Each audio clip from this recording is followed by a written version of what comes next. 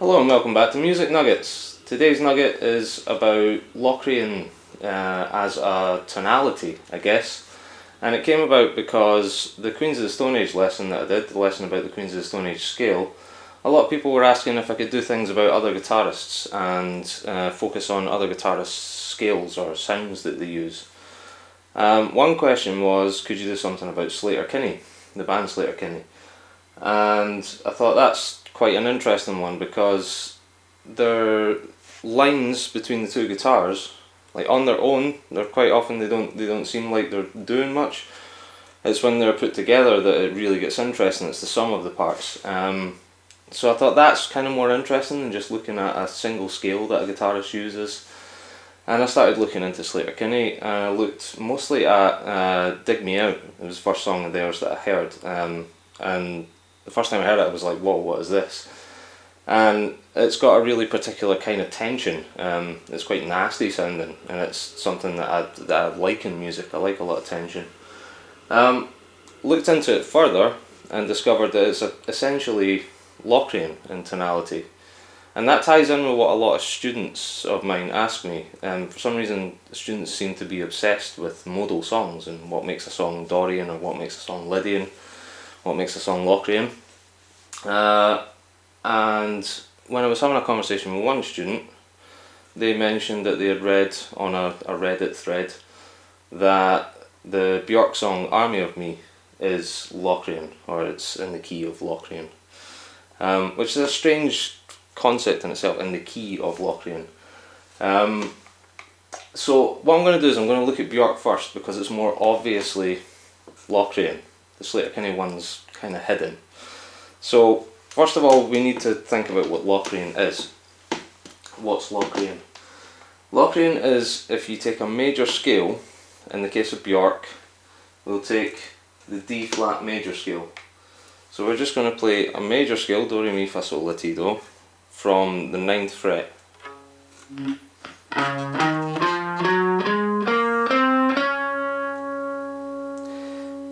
Now that's obviously particularly happy and bright sounding, but if you start it from the 7th note, so I'm going to play 2 octaves of this scale,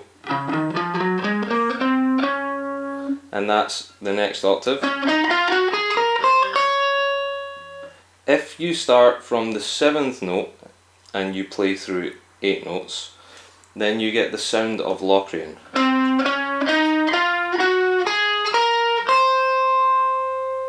Okay, so that's obviously quite a different sound. You've got a new context in your ears. And you can get the same sound in the lower register if you just add a semitone to the bottom, because if you think about it, 1, 2, 3, 4, 5, 6, 7, that's a semitone away from the new root, from the next root. So that means there must be a note in the scale that's a semitone below the bottom root. And that's what this scale down the bottom is here. So if you start here and you end here, you have 1 octave of Locrian as a mode. Okay, so with us so far, hopefully. Now, the Bjork riff, the Army of Me riff, it's like a synth riff or something. It's basically, if we go down another note from that, so like, you'll notice that there's a tone below that we can go to. Or in the D flat major scale, there's our Locrian note, and there is our note below that. It's actually the relative minor of the key. It's the relative minor root. So that's a B flat. And the notes of this riff are going.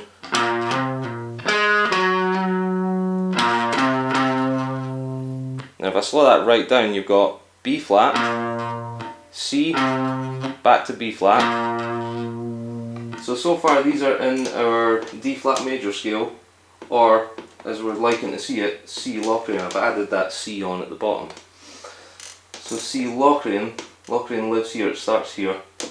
C, B flat, C, or B flat, C, B flat. Then it goes to, that's A flat. And you can see that that's in our key as well. It's actually the sixth note of the Locrian mode. And then we have this note here, which is our G flat. It's the same as going. So you can play this in a number of ways. You could play it completely in the scale shape if you played it to here instead. Anywho, that's all the notes that are in that.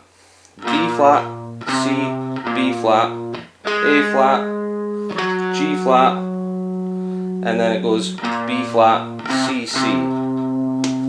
And I'm just going to, because it sounds better, I'm going to put an octave on this for the bassiness.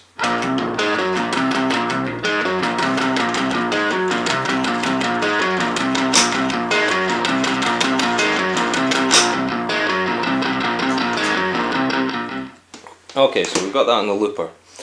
Now what I'm going to do is, at the moment what we've got from C Locrian, which is the tonality that we're working in here, we've got,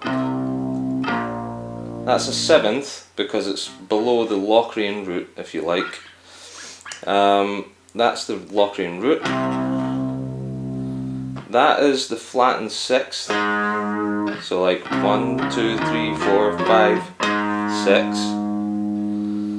And then you've got the flattened fifth too. 1, 2, 3, 4, 5 from the Locrian scale, from the Locrian mode. So at the moment we've only got a couple of things that define it as Locrian, because Locrian is it's a diminished chord essentially.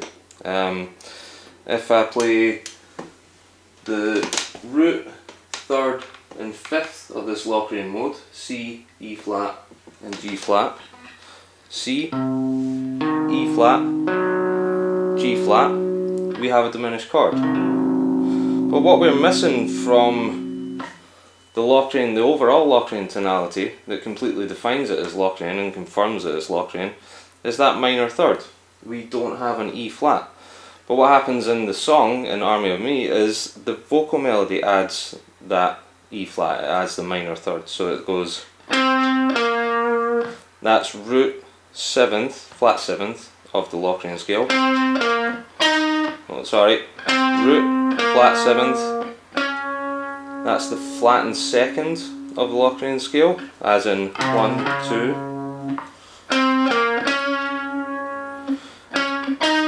And there's your E flat. And when we put that over the riff, the overall tonality really takes shape. So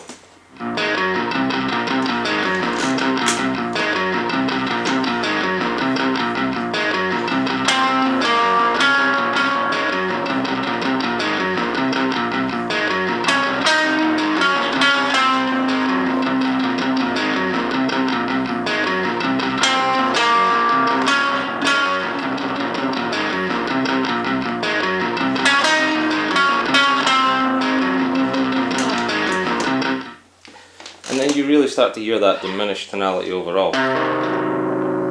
Or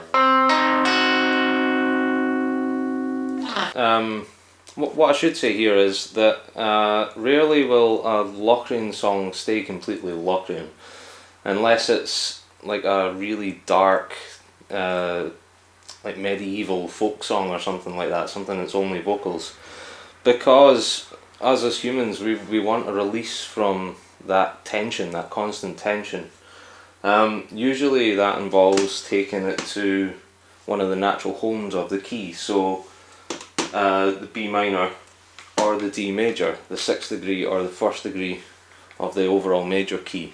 But what's cool about Army of Me is that it actually goes to a minor, like a natural minor key, but rooted from the same place as the Locrian. So instead of working in like, it then goes to this, and that on its own seems weird. It's like that could be anything, but I would say that it's actually landing on the same root, and the confirmation that it's minor from that root is the way the melody moves, the vocal melody, because it's like, And what that's doing is it's kind of just playing through, that's the 7th, the 6th, the 5th, the minor 3rd, the 4th, and then it does that at the end of the vocal melody, and that comes back to the root of that minor key. So it's firmly Aeolian, basically. It's C Aeolian, and that's enough. Like the 4th.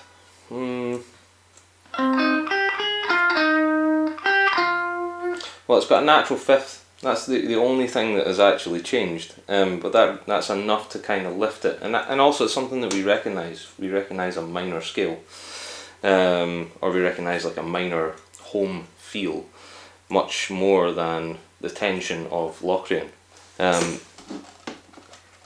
So now you get this effect.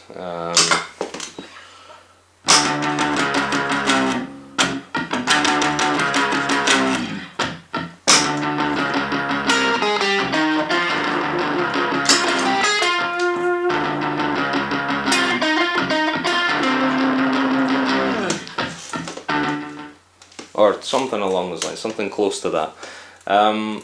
But that's more in tune with things that we actually recognise, or things that are just more familiar within popular music. Really unusual that, like going to the same root for the chorus and actually changing mode. I guess you could call that modal interchange. Yeah, so that's how Bjork's done it.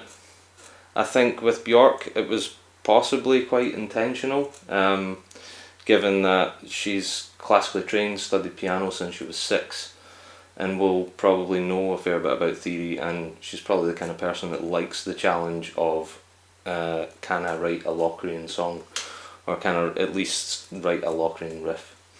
So next we'll look at Sleater-Kinney, who none of them are classically trained. They all studied, I believe, like social sciences. But this is another interesting thing in that good musicians, whether they're trained or not, will follow their ears and they'll find interest in things, and they'll often arrive at similar places regardless. So Sleater-Kinney, finally we arrive at my response to the comment, can you do something about Sleater-Kinney? When I started looking at this, it seemed like a bunch of disparate parts that I really struggled to initially see how they slotted together, or like what was actually going on tonally. I've always found the dissonance of this song really interesting and exciting, but never took it apart. So basically, and I've not learned this note for note, for anyone who's a purist, there's better places to actually learn this song online. This is more an analysis and how like component parts can be put together and made to sound really interesting. So first of all, Carrie Brownstein's part is like this.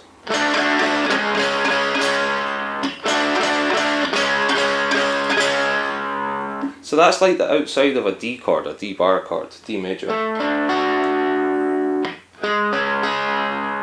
And then that's like, I guess you could see that as a D flat 5. Because it's just like root 5th, root 5th. And yeah, that's what I thought initially. This is something to do with D. But then the other guitar part goes like this.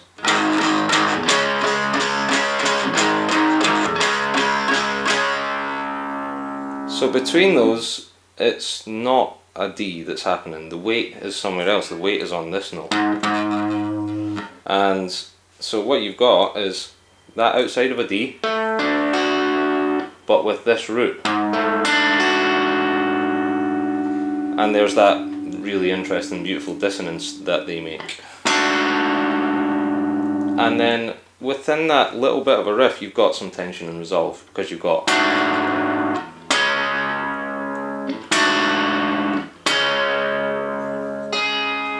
obviously that note's there as well, but it's hard to play the two riffs together. And also between those two things and the vocal line, that second chord is major, It's not when that happens. There's no major third in there, but the vocal line goes, so like,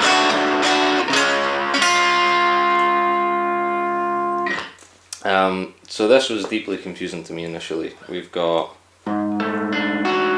so I thought, right, what is this in relation to this root? We've got, there's the root, that's a flat 9 or a flat second. 1 semitone above that is a flat second. Go have a look at the lesson about understanding chords and intervals. That will hopefully help with some of this, putting some of the pieces together. The next thing is that we've got, that's a flattened fifth or a sharp 4 depending on how you want to see it, because 1, 2, 3, 4, 5. Okay, so we've got flat 2, flat 5, and up the top here, that's a flat 7. 1, 2, 3, 4, 5, 6, 7, flattened.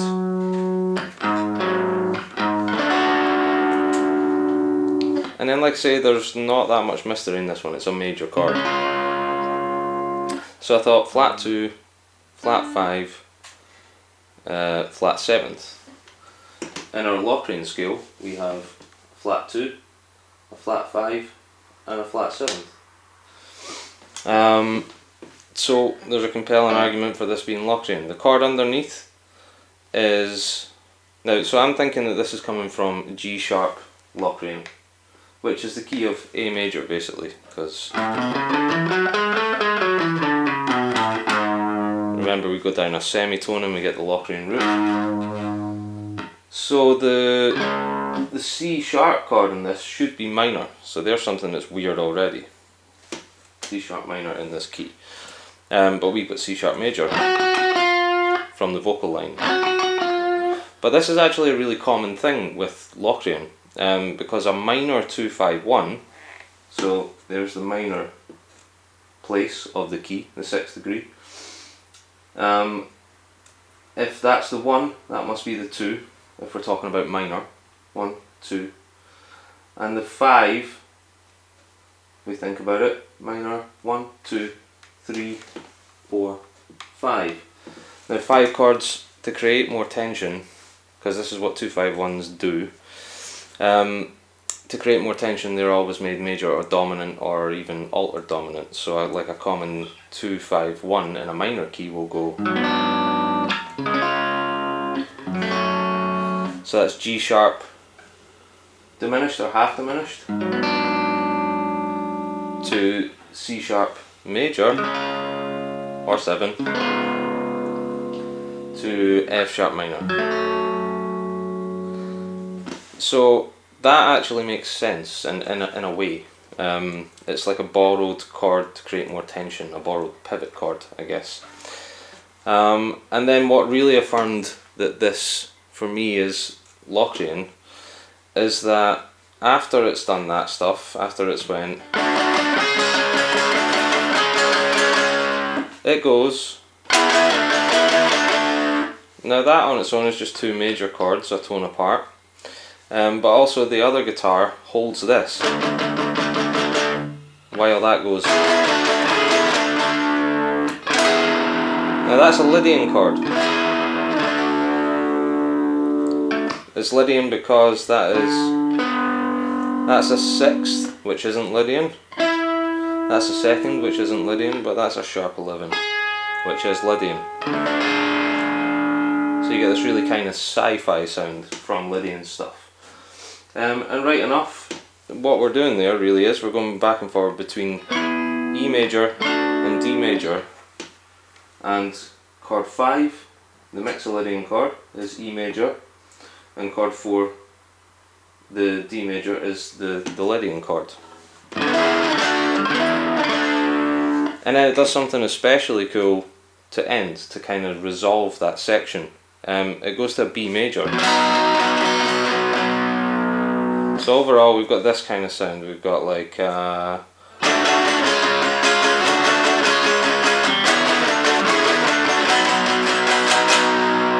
that B major, you see that in this key it should be minor, but in order to make it lift, in order to make that be, in order to make the resolve lift, in order to make it feel like triumphant, they're actually borrowing B major from the relative major key, sorry, the parallel major key. Go back and look at my parallel major minor lesson as well. The parallel major key of the F minor. So if we take F sharp minor, if we take F sharp major, chord 4 of that is B major. So because you've got a parallel major key interchange, you get a lift. If you've got parallel major, you get a lift. If you've got parallel minor, you get a fall. And actually the chorus, if you think of it as the chorus in that song, actually stays on that B major.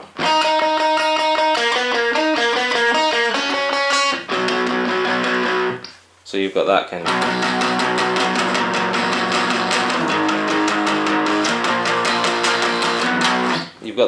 vibe, and so everything lifts, and then when it goes back it gets dirty and falls again and feels nasty rather than triumphant. It's very cool, and it's really, really subtle. I absolutely couldn't work it out the first couple of days that I looked at it. I looked at it here and there over a couple of days, and yeah, it's really, really interesting. So yeah, that is two really different songs that both essentially use Locrian tonality from really different artists who definitely really think in different ways. But you see that good musicians will arrive at cool sounds regardless. Hopefully that's some insight into composing in Locrian maybe. I think the next thing that I do will actually be, I've got a Locrian song of my own, so I'll maybe show you some of the moves that you can make to use that tonality and get the most out of it. Okay, thanks very much for watching. I'll see you next time.